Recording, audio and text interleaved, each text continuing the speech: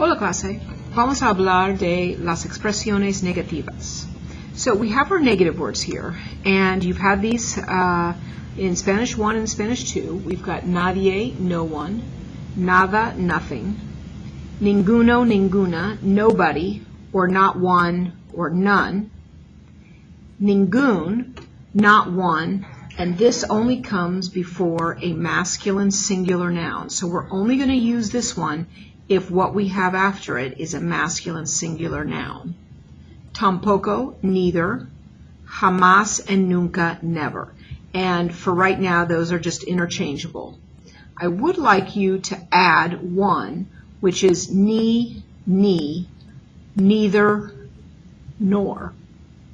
So, our main thing that we have to remember about our negative words is that there must always be a negative word before the verb.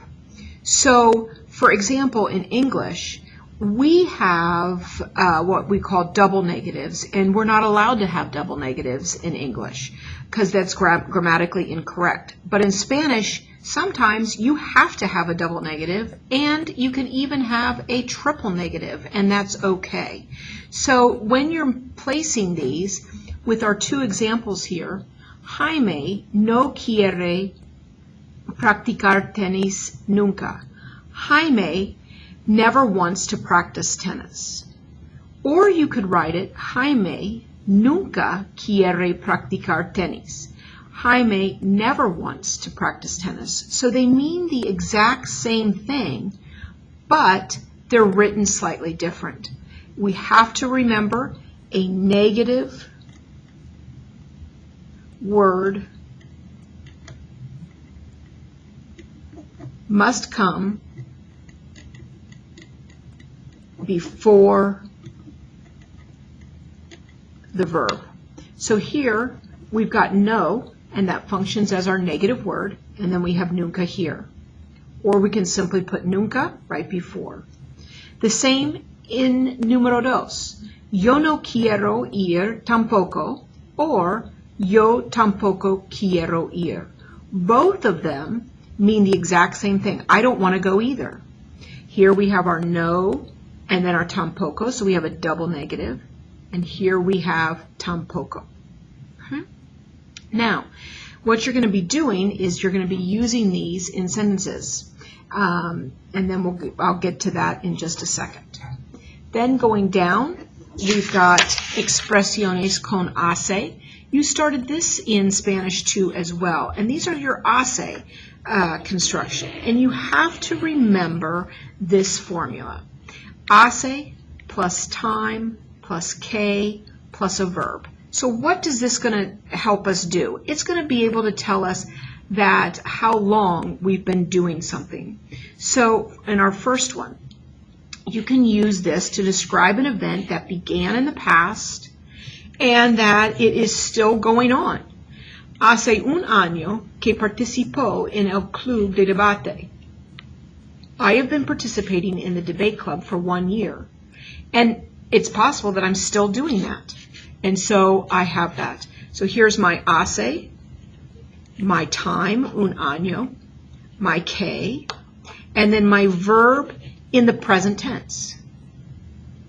En número dos, puedes usarlo para hablar de un evento que no ha pasado por mucho tiempo. So you're going to use this when you're talking about an event that hasn't been that far off. Hace un año que no participó en el coro. I haven't participated in choir for a year. It hasn't been that long ago, so we use that. I have hace. Remember, hace never, ever changes. It's always hace. And then we have un año, que, and then our verb in the present tense. Now, can we ever use this construction with any other tense? Yes, but not as often. But we can use it in the preterite, and we'll look here. Puedes usarlo para describir cuánto tiempo hace desde que un evento ocurrió. So you can use this to describe how long it has been since an event occurred, meaning that it's over and done with. Hace 2 años que me hice amigo de Juan. It should be years. 2 years ago, I became friends with Juan. You became friends on that one day. And so that is the event that took place. It never happened again because you don't continually become friends with somebody. You can only become friends with somebody once. Vi a Ricardo hace 2 años. I saw Ricardo 2 days ago. And it is over and done with. Now look how we did this one. We took the hace plus time and we put the second part up front. And you can do that as long and then leave out the K. Okay?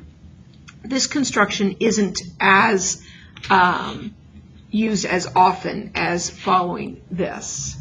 Okay?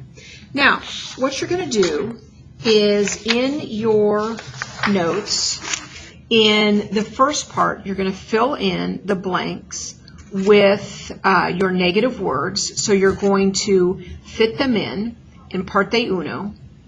And in parte dos, I need you to complete this. This is your own sentence. So you're going to write what you did 10 minutes ago, 20 minutes ago, 2 weeks ago, a year, 8 months, etc.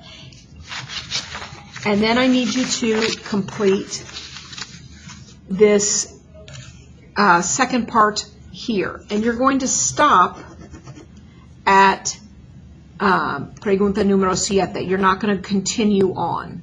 Okay? Gracias por escucharme. Adiós.